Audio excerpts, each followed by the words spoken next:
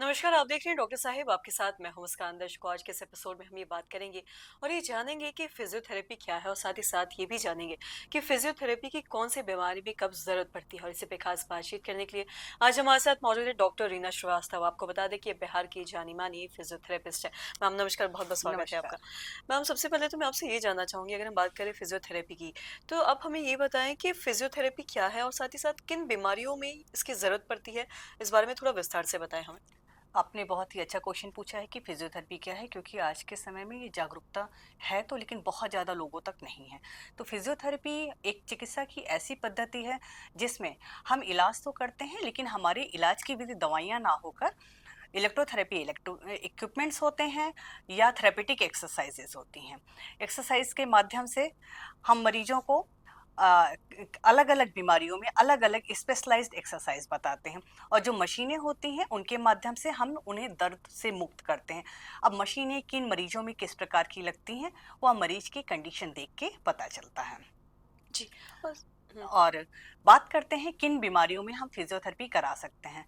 तो चलिए शुरुआत करते हैं कि शरीर में किसी भी प्रकार की प्रॉब्लम है, जैसे हड्डियों से रिलेटेड या मांसपेशियों से रिलेटेड। जैसे आज के टाइम में बहुत ही कॉमन है cervical spondylitis, low back pain, knee pain, बुजुर्गों में अलग अलग तरीके से दर्द, मांसपेशियों में खिंचाव आ जाना, लिगामेंट का टूट जाना, ये हड्डी से संबंधित बीमारियां हैं जिसमें हम मशीनों द्वारा इलाज करते हैं या एक्सरसाइज के माध्यम से हम उनको प्रायः जैसे उनकी पहले की कंडीशन थी उस कंडीशन में वापस लाने का हमारा एम होता है। दूसरा, हम नर्वस सिस्टम की बात करते हैं, जैसे स्ट्रोक या लकवा के मरीज हो गए, आपके पार्किंसंस डिजीज हो गई, या फेशियल या बेल्स पैल्सी हो गया। तो इन सब बीमारियों में भी हम फिजियोथेरेपी के माध्यम से ही इलाज करते हैं। बाकी इलाज जो बाकी फिजिशियंस के चलते हैं वो साथ साथ ही फिजियोथेरेपी भी उतनी ही महत्वता रखती है।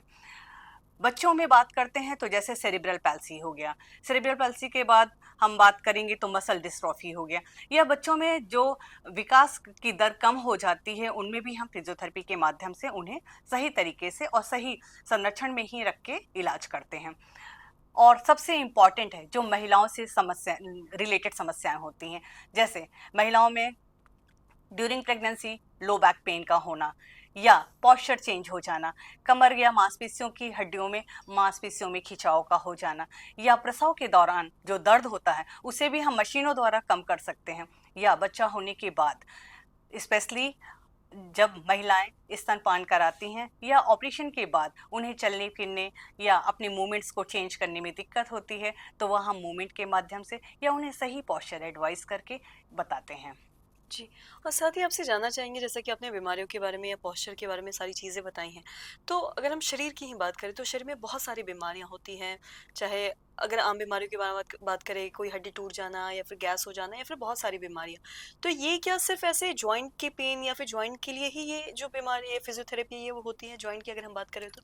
ऐसा नहीं है, जॉइंट्स में तो सबसे ज़्यादा कारगर होती ही है, लेकिन जॉइंट के साथ साथ मांसपेशियों में भी हम या बिल्कुल उसी प्रकार कारगर होती है जैसे हम जॉइंट पेन में बात करते हैं। साथ में नर्वस सिस्टम जैसे हमारे न्यूरोलॉजिकल कंडीशंस होती हैं उनमें भी है।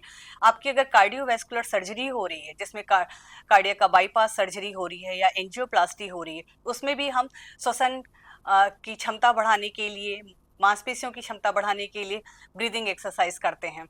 या आपका पल्मोनरी में जैसे सीओपीडी की कंडीशन हो गई या अस्थमा से रिलेटेड मरीज हो गए, तो हम इन्हें सांस से रिलेटेड एक्सरसाइजेस बताते हैं और उन्हें सही व्यायाम बता के उनको प्राय वाली पुनः अपनी पहली वाली कंडीशन में हम पहुंचाते हैं। यही हमारा उद्देश्य होता है। जी।